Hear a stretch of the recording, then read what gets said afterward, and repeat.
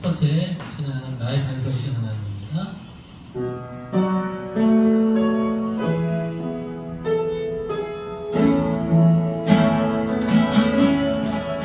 나의 간섭이신 하나님 행하신 모든 완전하시네. 나의 생명 되신 하나님 내게 행하신 찬양합니다.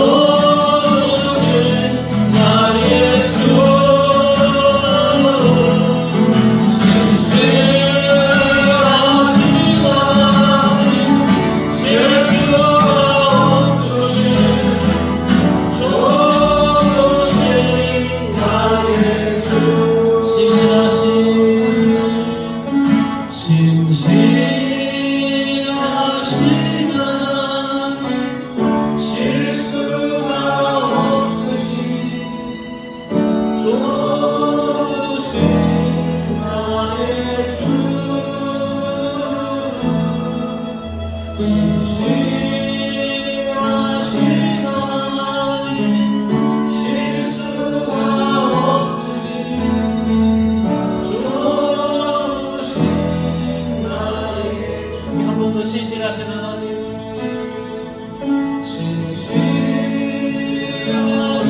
하나님, 실수가 없으신 좋으신 나의 주, 신실하신 하나님, 실수가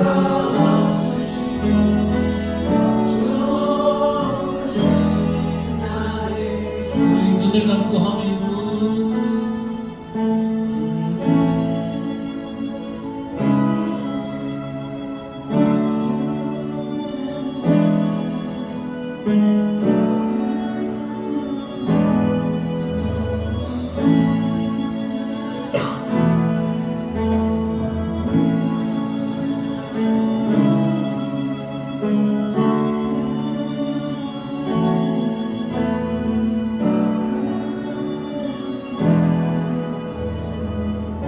피아노만 신실한 하나님,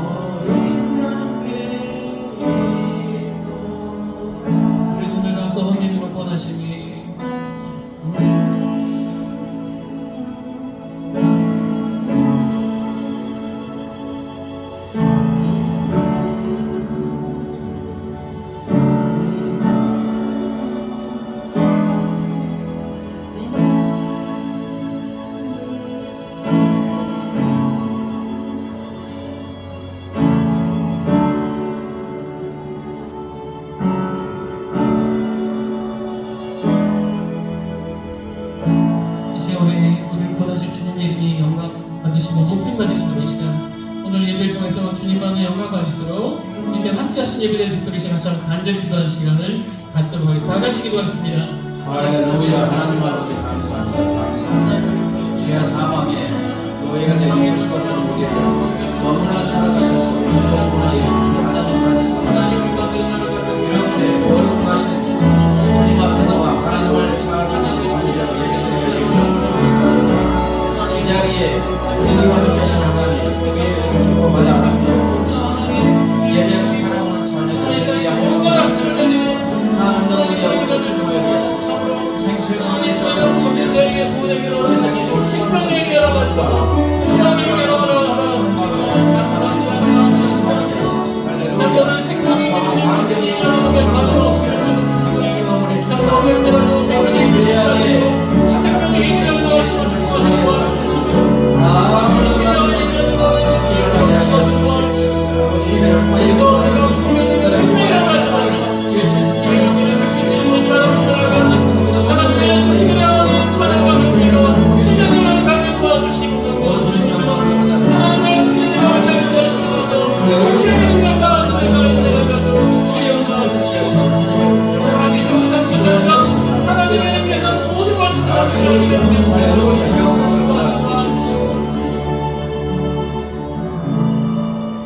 하나님 아버지, 죄와 사망의 노예가 죽을 수밖에 없는 우리를 먼저 우리를 사랑하시고 우리를 대신하여 예수님을 십자가에 죽게 하심으로 구원하여 주시고 자녀 삼아 주심을 감사합니다. 자녀로 삼아 주신 이유는 하나님 품에 우리가 안겨서 하나님이 주시는 무한한 영생의 생명을 누리게 하시기 위함인 줄 믿습니다. 이 은혜를 주시고 또한 놀라운 은혜를 주시기 위해서 이 예배자로 불러주시고 하나님을 찬양하고 경배하고 예배드리게 하여 주심을 감사합니다. 기뻐 받아 주시옵소서. 하나님 아버지, 예배하는 사랑하는 자녀들 한 명 한 명 찾아가셔서 친히 만나 주시옵소서. 사랑하는 자녀들의 심령에 생수의 강물이 차고 넘치게 하여 주시옵소서. 은혜의 강물이 충만하게 흐르게 하여 주시옵소서. 세상이 줄 수 없는, 빼앗아갈 수 없는 주님의 기쁨과 평강으로 충만하게 하여 주시옵소서.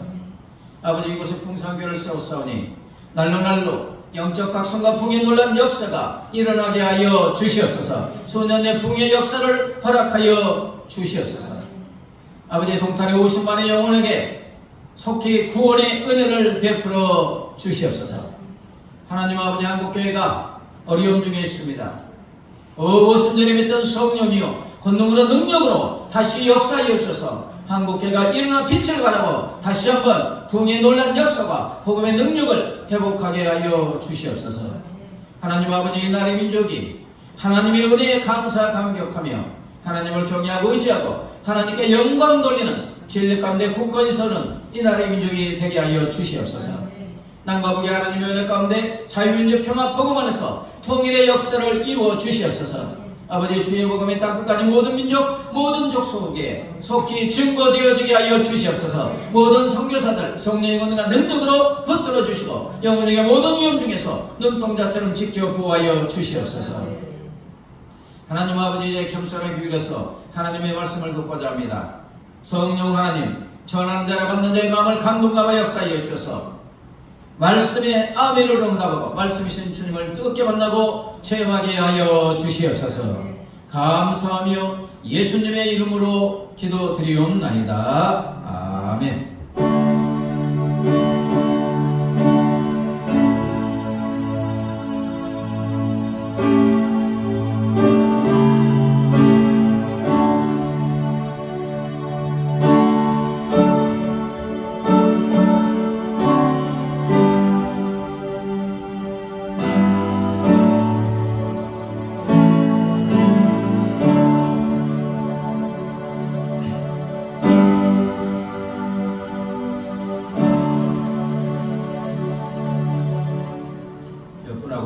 잘 되고 있습니다. 행복합니다. 당신은 소중한 사람입니다. 당신은 존귀한 사람입니다. 예배 드리게 하신 하나님께 감사합니다. 한 10일 정도 지나면 더위 좀 물러가겠죠? 열대야가 최장 기간이라고 하는데 또 건강에 유의하시고 코로나가 유행하고 있습니다. 건강에 유의해 주시면 감사하겠습니다. 제자훈련 예수의 사람 일본을 이제 드디어 시작하게 되겠습니다. 여러분은 한 단원이 5과로 되어 있어요. 그래서 매일 제가 해보니까 30분 정도 읽으면 됩니다. 30 정도 각 과를 이렇게 읽어서 간단하게 적게 되어 있어요. 물론 그 뒤에 또 답도 있어요. 너무 쉽게 되어 있는데 그렇게 30분씩 이렇게 읽고 그 다음에 5일간 읽은 다음에 주일날 이렇게 와서 소그룹으로 그동안 읽었던 거, 깨달았던 거 나누는 시간입니다. 혹시 주일날 못 나누신 분은 이제 제 아내하고 주중에 그 부분만 만나서 또 1대1도 할 수 있는 게 있습니다. 그리고 보니까 각 단원에 이렇게 뭐죠? 찍어서 하는 거? 하여튼 찍어서 올리면 여기서 목사님이 15분 정도 영상으로 그 1단원을 요약하는 영상 내용이 나와요. 아주 잘 해놨어요. 그래서 그 월요일부터 듣기 전에 제가 영상을 찍어서 저희 카톡방에 올려놓으면 누르기만 하면 15분짜리 영상 그 단원을 요약한 내용이 나옵니다. 그걸 듣고 또 공부하고 듣고 오면은 아주 유익한 주님의 제자가 되는 역사가 일어날 줄 믿습니다. 오늘 이 시간 우리 하나님께서 우리에게 주시는 생명의 말씀은 구약 성경 예레미야 31장 20절입니다. 예레미야 31장 20절 한 목소리로 스크린 보고 읽습니다. 시작. 에브라임은 나의 사랑하는 아들 기뻐하는 자식이 아니냐. 내가 그를 책망하여 말할 때마다 깊이 생각하노라. 그러므로 그를 위하여 내 창자가 들끓으니 내가 반드시 그를 불쌍히 여기리라. 여호와의 말씀이니라. 다시 한번요. 에브라임은 나의 사랑하는 아들 기뻐하는 자식이 아니냐. 내가 그를 책망하여 말할 때마다 깊이 생각하노라. 그러므로 그를 위하여 내 창자가 들끓으니 내가 반드시 그를 불쌍히 여기리라. 여호와의 말씀이니라. 인스타그램의 한 영상을 보니까 한 3, 4개월 된 갓난아이가 누워서 시원하고 울고 있는 거예요. 왜 그렇게? 배고파서? 아파서? 아니고요. 그러니까 이렇게 누워있는데 아이의 머리가 풍성해요. 근데 이렇게 아이가 올리다가 이게 자기 머리를 잡혀는 거예요. 잡아가지고는 쥐어뜯지 막 잡아다니면서 울고 있어요. 그러니까 지금 아빠 죽겠어 울고 있는데 지금 누가 잡고 있어요? 지금 이렇게 하면서 울고 있는데 이제 아이 잘 분별이 못하니까 그러니까 옆에서 엄마인지 막 웃어요. 예. 웃으면서 이제 엉뚱하니까 웃겠죠. 그러면서 갓난 아이니까 모르니까 지가 지 머리 뽑을 듯이 아프게 잡아다니면서 울고 있는데 지가 하는 줄 모르니까. 그래서 웃기기도 하고 그 다음에 이제 어떻게 해주겠어요? 그렇죠. 이제 불쌍하기도 하고 그래서 이렇게 손 풀어서 머리카락 잡은 손을 이렇게 풀어줍니다. 이걸 보면서 갑자기 이게 우리 모습이 아닌가, 그리스도인의 모습이 아닌가. 수많은 그리스도인들이 하나님의 품을 떠나서 이제 살아갑니다. 근데 하나님 품을 떠나는 순간 탕자와 같이 하나님이 주시고자 하는 모든 은혜의 복을 받지 못하니까 고통과 어려움과 실망, 낭망, 좌절 속에 살아가요. 그런데 그게 내가 어린애가 이렇게 자꾸 우는 것처럼 내 스스로 하나님 품을 떠나가지고 그런 고통과 어려움에 처하면서도 모르는 경우가 많이 있습니다. 하나님 왜 그러세요? 하나님 나 왜 이렇게 힘들게 하세요? 근데 하나님은 그렇게 힘들게 한 게 아니에요. 하나님은 이미 엄청난 은혜와 복을 주시기 위해서 이미 말씀에 다 놨어요. 근데 그냥 그리고 우리가 그냥 떠나가고 나서 힘든데 고통스러운데 스스로 그렇게 그 길을 가면서도 모르는 것이 아닌가. 오늘 본문은 이런 이스라엘이지만 버려두지 아니하시고 불쌍히 여기는 하나님의 사랑의 말씀이 있습니다.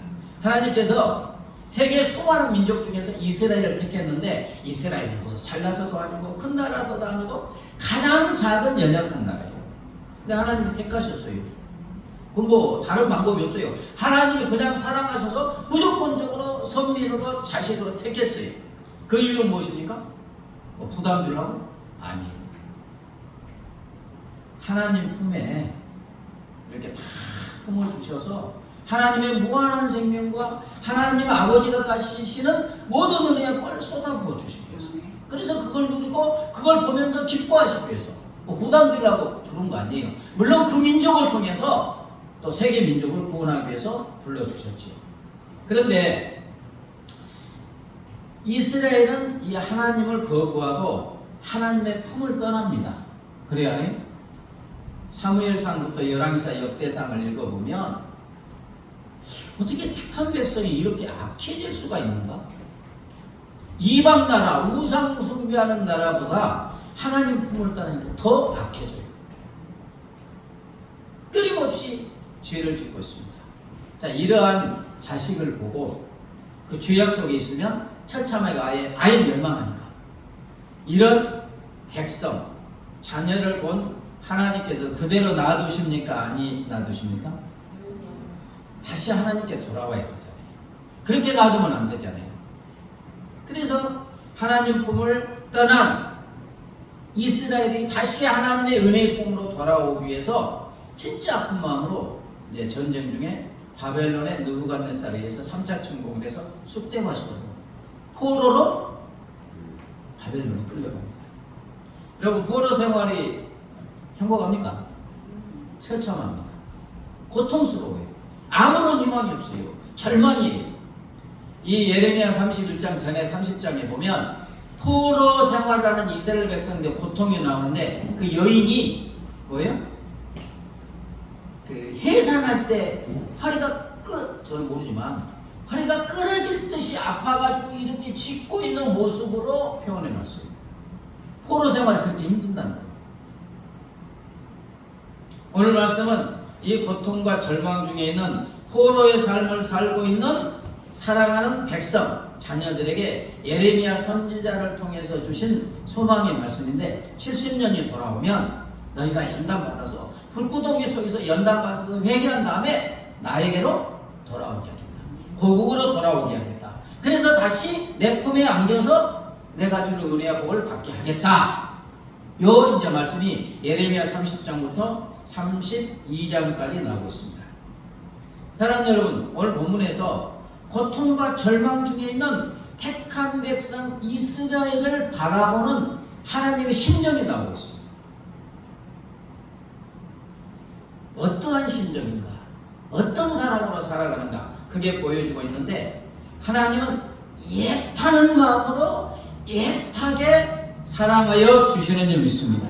자, 20장 다시 한번 읽어보여요. 시작. 에브라임은 나의 사랑하는 아들 기뻐하는 자식이 아니야. 내가 그를 책망하여 말할 때마다 깊이 생각하노라. 그러므로 그를 위하여 내 창자가 특급이니 내가 반드시 그를 불쌍히 여기리라. 여호와의 말씀이니라. 에브라임은 나의 사랑하는 아들 기뻐하는 자식이 아니냐. 내가 그를 책망하여 말할 때마다 깊이 생각하라. 에브라임은 누구를 말해요? 이스라엘을 말합니다.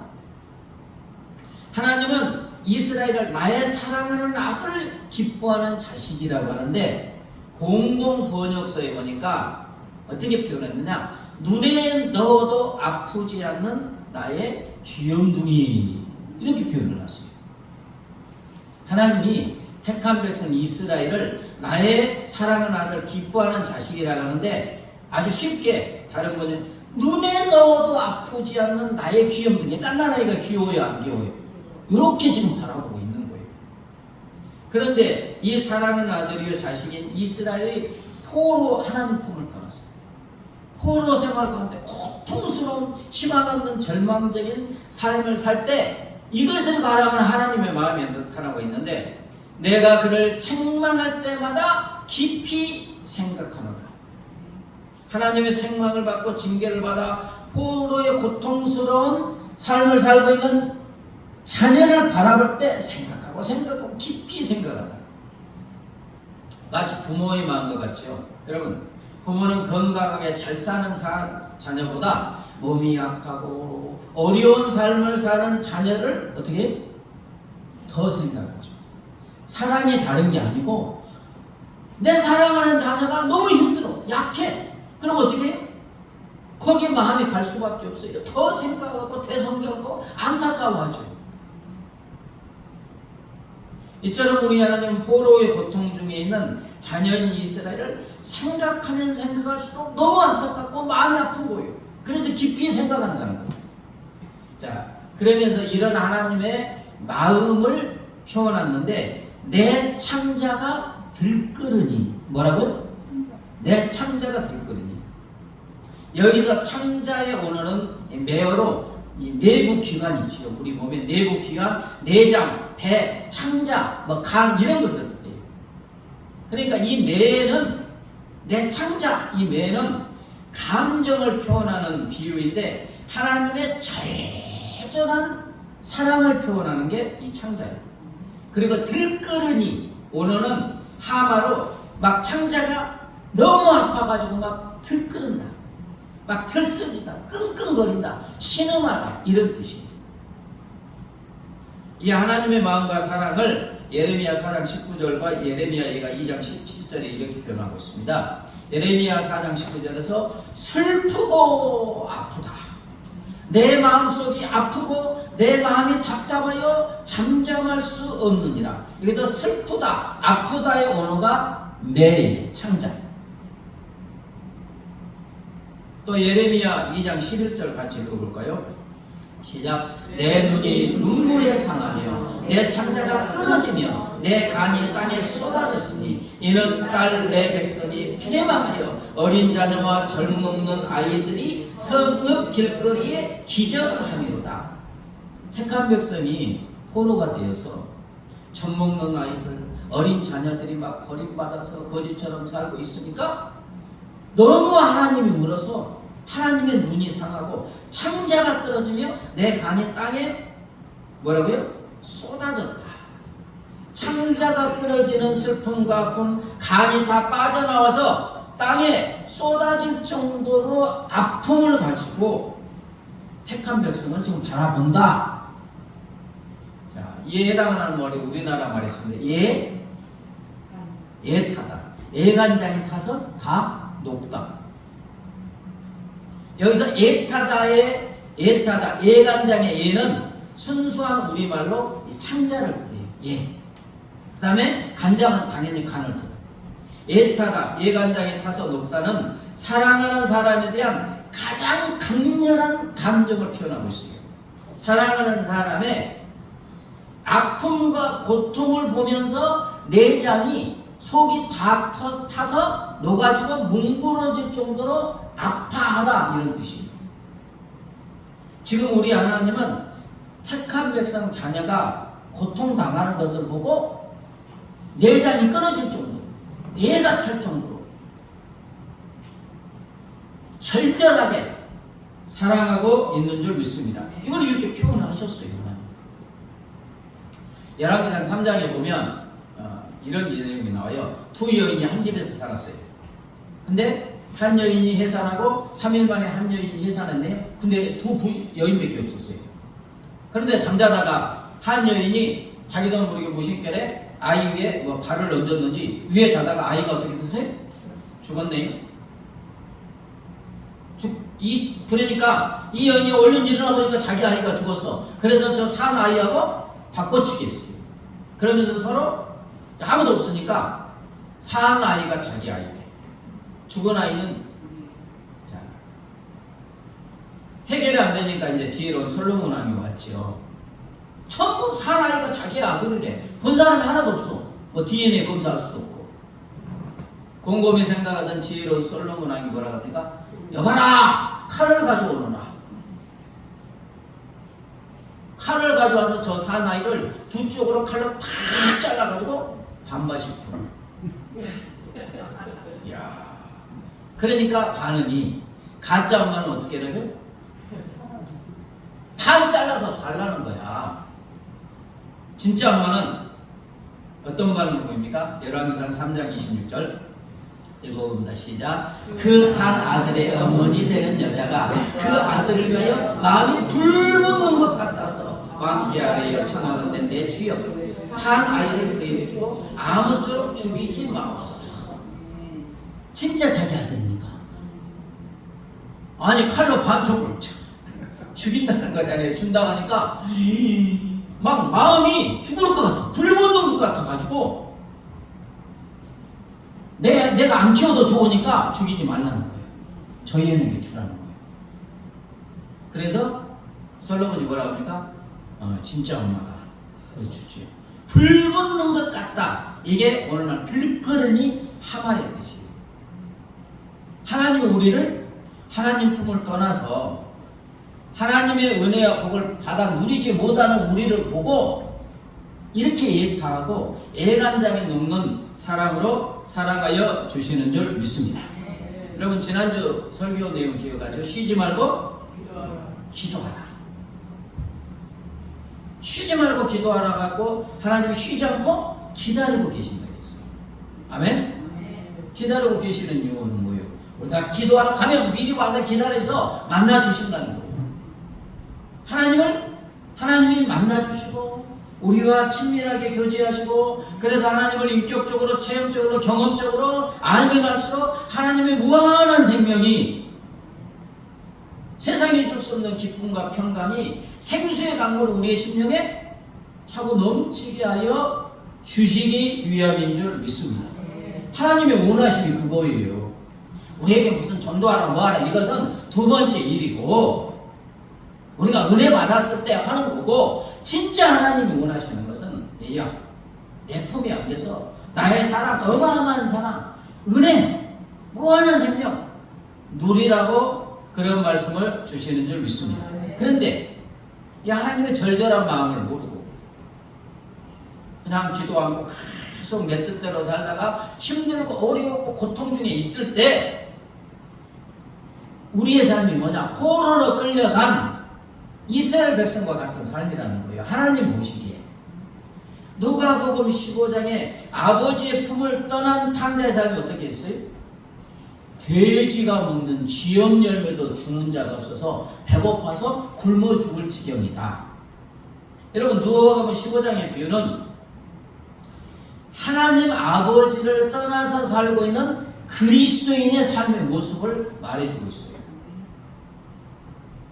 아버지 품을 떠나니까 돼지가 먹는 지엽 열매라도 배부르지 못한다겠지요.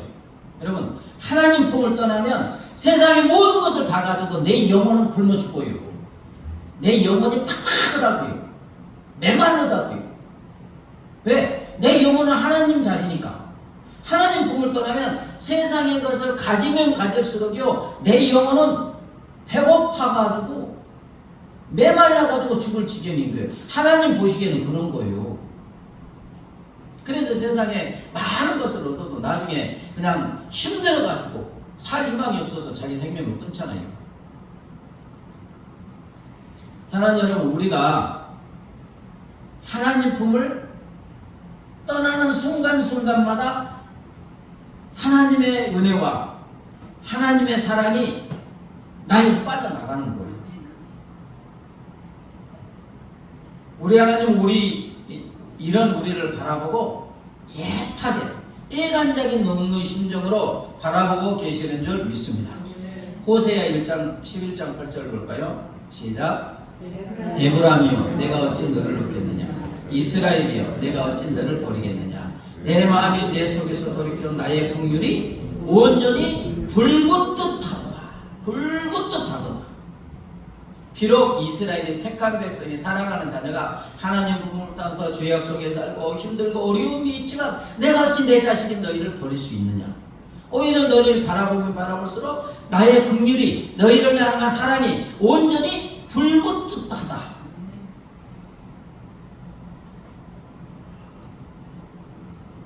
누가복음 15장에서 이제 그 아들이 아버지 품을 떠나서 유산 받아갖고 먼 거리 가서 허랑방탕하게 살다가 다 쓰고 나니까 그날의 흉년이 들어서 이제 돼지 쥐염 열매로도 굶어 주는 사람에서 굶어 죽을 것 같으니까 자기 죄를 깨닫고 아버지께 돌아오죠.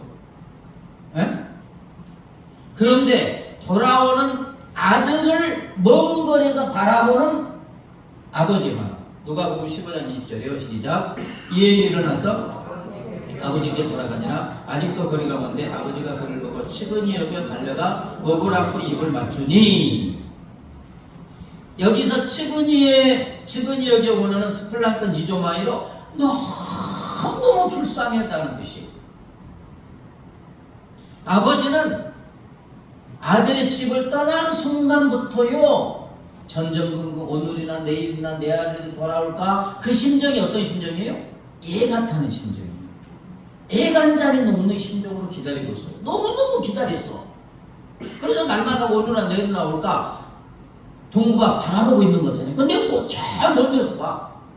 너무 기다렸으니까 먼 거리에도 그냥 아들이지도 않고 그냥 달려가니까 냄새는 나죠. 거지 꼴이지 뭐 신발도 없지 바싹 말렸지. 그런데 아버지는 그게 보이는 게 아니에요. 너무 애타게 기다렸기 때문에 아들이 잘못했던 지금 거짓이든 상관없이 그 더러운 아들에게 냄새나는 아들에게 목을 끌어안고 입을 맞추고 뽀뽀하면서 잔치볼이잖아요. 죽은 아들 살아왔다. 여러분 이것이 우리를 향한 하나님 아버지의 마음인 줄 믿습니다. 여러분 우리는 그런 생각 안 해요. 주일날 예배 드리고 그냥 일주일 내내 내 마음대로 살아도 하나님의 무한한 사랑과 기쁨과 감격이 넘치는 삶을 살지 않아도 그냥 잘 살아요.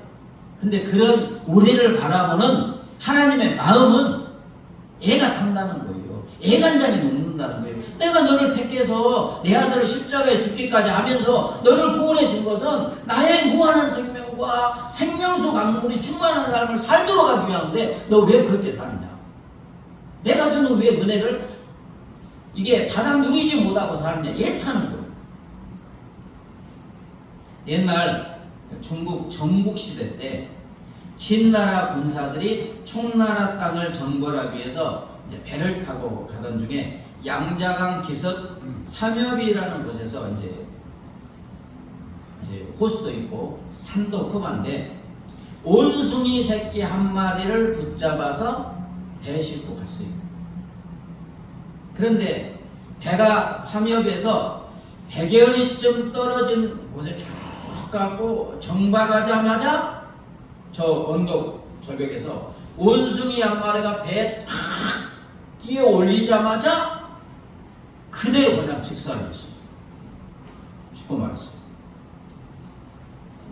그래서 신기하게 여긴 군사들이 그 어미 원숭이의 배를 갈라보았더니 창자가 마디마디 다 끊어져 있는 거예요. 삼엽에서 새끼를 빼앗긴 어미가 벼랑으로 이어진 그 100여리 강습을 뛰어서 계속 따라왔던 거예요. 그래서 새끼를 잃은 피통함에 이 창자가 끊어졌다. 이게 단장의 고사예요. 끊을 단자, 창자잖아요. 단장의 고사. 이제 새끼를 빼앗겼잖아요. 그러니까 배가 가면 계속 강기습을 따라서 일타는 심정으로 왔다가 배가 멈추다 탁 뛰어드는데 이 창자가 마디마디 떨어져서 즉사를. 동물학자들은 이 단장의 고사가 실제로 또 가능하다고 합니다. 사랑하는 여러분, 우리가 하나님의 품을 떠나면 새끼를 빼앗긴 그죠? 어미 원숭이처럼 우리가 하나님의 품을 떠나는 순간 죄와 사탄 마귀에게 빼앗긴 거나 마찬가지예요. 하나님의 풍성한 삶을 누리지 못하니까. 이런 우리를 바라보는 우리 하나님의 아버지의 마음은 새끼를 빼앗겨서 창자가 떨어져 죽은 어미 원숭이와 같은 마음을 가지고 있는 거예요. 애타고 애간장이 녹는 마음. 우리 주 예수님이 죄와 사망에 놓인 우리를 구원하시기 위해서 이제 십자가에 죽기 전에 겟세마네 동산을 기도하시죠. 아시죠? 어떤 심정으로 기도했느냐? 누가복음 22장 44절 읽겠습니다. 시작. 예수께서 힘쓰고 애써 더욱 간절히 기도하시니 땀이 땅에 떨어지는 핏방울 같이 되더라. 히브리서 5장 7절이요. 시작. 그는 육체에 계실 때 자기를 죽음에서 능히 구원하실 이에게 심한 통곡과 눈물로 강구에 손을 올렸고, 이 기도의 모습에서 우리를 향한 주 예수님의 사랑이 절절하게 나타나고 있습니다. 예, 히브리서 심한 통곡과 눈물의 기도를 했다겠죠. 이게 겟세마네 기도예요. 근데 얼마나 통곡하면서 간절히 기도했는지 여기에 실핏줄이 막 터져가지고 땀방울이 핏방울처럼 쏟아졌다는 거예요. 생명을 완전히 쥐어짜는 기도를 했어요. 무엇 때문에? 죄와 사망에서 죽을 우리를 구원하시기 위한 하나님의 사랑인 줄 믿습니다. 그래서 우리를 향한 사랑은 주님의 사랑은 심한 통곡과 눈물과 강구의 사랑이고, 힘쓰고 애쓰는 땀 핏방울이 되는 생명을 쥐어짜는 애타는 사랑인 줄 믿습니다. 이 사랑을 깨달을 때 우리가 항상 주님 품에 안기는 거예요. 이렇게 한 다음에 우리를 위해서 십자가에 죽으시고 부활하신 주님이 이 사랑이 계속 되기 때문에 지금 어떻게 하고 계시느냐? 로마서 8장 34절에서 하나님 우편에서 우리를 위하여 뭐 한다고요? 간구하고 계시는 거예요. 그렇게 사랑을 쏟아부었는데 또 우리가 자꾸 하나님 품을 떠나서 하나님이 주신 은혜를 맛보고 누리지 못하니까 하나님 보좌 우편에서 나의 한 명 한 명 이름을 부르며 기도하고 계시는 줄 믿습니다. 여러분 놓치는 거 아니에요. 우리는 하나님 품을 떠나지만 그때마다 하나님 보좌 우편에 계신 예수님은 보고 간절히 기도하는 거예요. 로마서 8장 26절에서는 하나님 보좌 우편에만 계실 수가 없어서 주님의 영, 성령을 어디에? 아예 우리 안에 보내셔서 우리 안에 지금 거하고 계시는 줄 믿습니다. 근데 이 성령이 뭐하고 계시냐? 말로 우리가 마땅히 무엇을 기도할지를 모른다는 거예요. 우리 삶에 필요한 것이 진짜 필요한 것이 무엇인지 모르니까 내 안에 계신 성령께서 말로는 다할 수 없는 애타는 마음, 예간장이 녹는 탄식을 하면서 우리를 위해서 친히 뭐하고 있다? 간구하고 계신다는 거예요. 여러분 그래도 우리가 이렇게 주일날 예배드릴 수 있는 신앙을 가진 건 하나님 보좌 우편에 계신 주님이 기도하시고 내 안에 계신 성령께서 말할 수 없는 탄식으로 간구하여 주시기 때문인 줄 믿습니다. 이 사랑 때문에 우리가 여기 있는 거예요. 여러분 지금 우리 신앙생활은 어떻습니까? 쉬지 않고 기도하는 하나님께 쉬지 않고 기도하면서 항상 주님 품에 안겨서 주님의 손을 잡고 주님과 동행하면서 주님이 주시는 그 세상이 줄 수 없는 어떤 기쁨, 감격, 평강, 하나님의 생명으로 누리고 있으면 하나님이 기뻐하실 줄 믿습니다. 기뻐하세요. 그건 기뻐하는 사람이에요. 근데 반대로 계속해서 하나님 품을 따라고 쉬지 않고 기도하는 하나님께 나아가지 못하고 매일 매순간 주님과 동행하지 못하고 내 뜻대로 내 마음대로 내 고집대로 살면 살아도 되기는 돼요. 근데 하나님 보시기에 얘야 나는 너에게 줄 것이 너무너무 많은데 왜 그것을 거부하고 영원히 피폐하게 사냐? 그때 하나님의 마음이 애타는 거예요. 애간장이 녹는 거예요.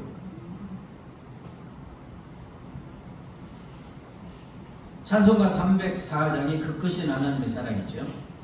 크신 하나님의 사랑 말로 다 형용 못하네. 하늘을 두루마리 삼고 바다를 먹물 삼아도 한없는 하나님의 사랑 다 기록할 수 없겠네. 하나님의 크신 사랑 어찌 다 쓸까? 저 하늘 높이 쌓아도 채우지 못하리. 하나님의 크신 사랑은 측량다 못하네. 영원히 변치 않는 사랑 성도여 찬양하세. 이 가사를 쓴 분이 어떻게 이런 신앙 고백이 되겠습니까? 죄범한 우리 영혼을 구원하시기 위해서 아들 예수님이 저 높고 높은 별을 넘어 이 낮고 낮은 우리에게까지 오셔서 십자가에 죽은 그 애타는 사랑을 체험했기 때문에 그 신앙 고백을 담아서 이 가사를 쓴 줄 믿습니다. 한번 하나님의 사랑을 생각하면서 찬양해 보겠습니다.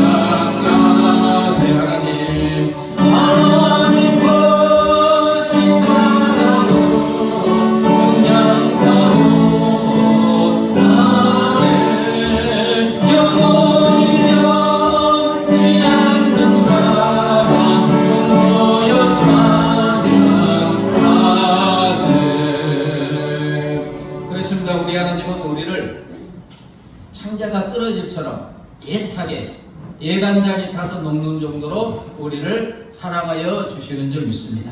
이렇게 살아가신 하나님께서 우리에게 원하시는 것이 있습니다. 먼저는 우리가 지금까지 하나님의 품을 벗어나 우리 마음대로 우리 욕심대로 산 것을 회개해야 할 줄 믿습니다. 왜?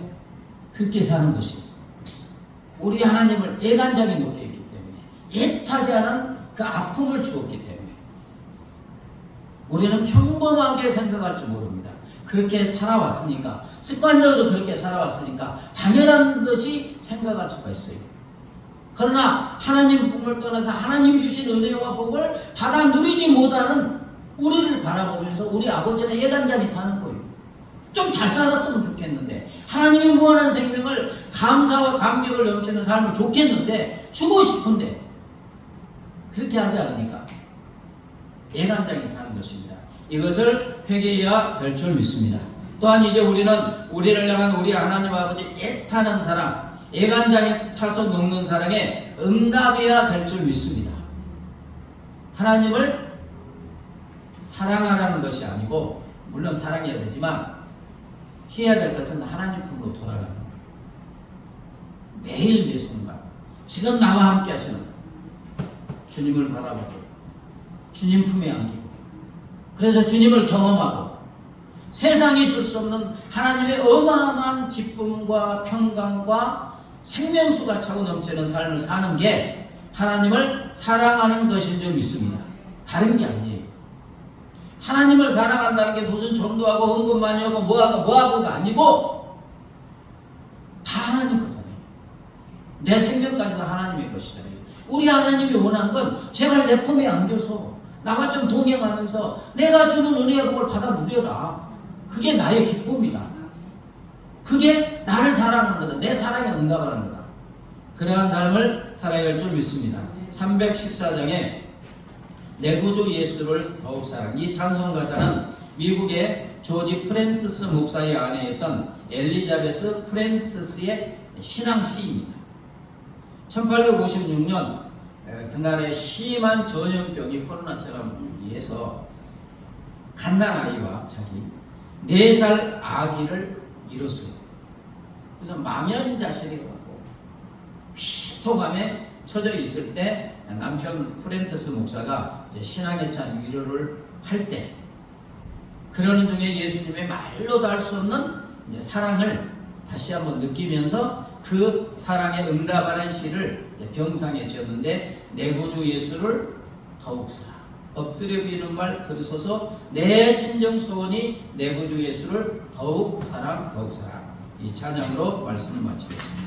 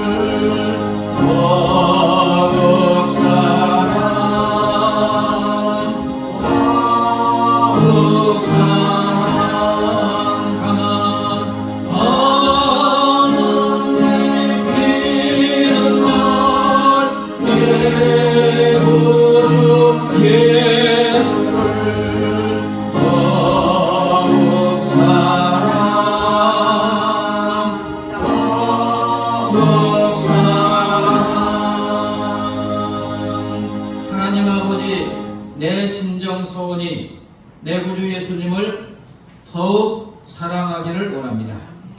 하나님 아버지, 죄와 사망의 노예가 되어 죽어간 우리를 구원하여 주시고 하나님의 사랑하는 자녀 삼아 주심을 감사합니다.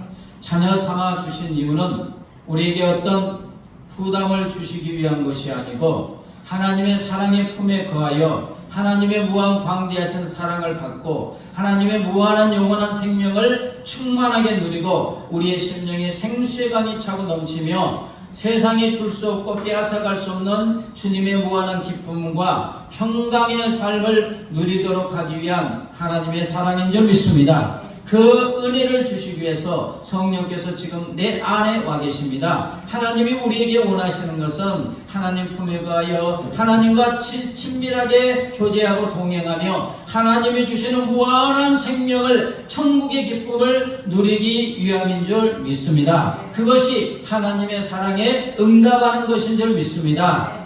주여, 오늘부터 지금 이 순간부터 내 안에 거하시는 주님과 매일 매 순간 주님을 바라보고 주님과 동행하며 주님을 경험하며 주님을 알며 주님이 주시는 은혜와 복을 누림으로 하나님께 영광 돌리는 우리 모두의 삶이 되게 하여 주시옵소서. 감사하며 예수님의 이름으로 기도드리옵나이다. 아멘.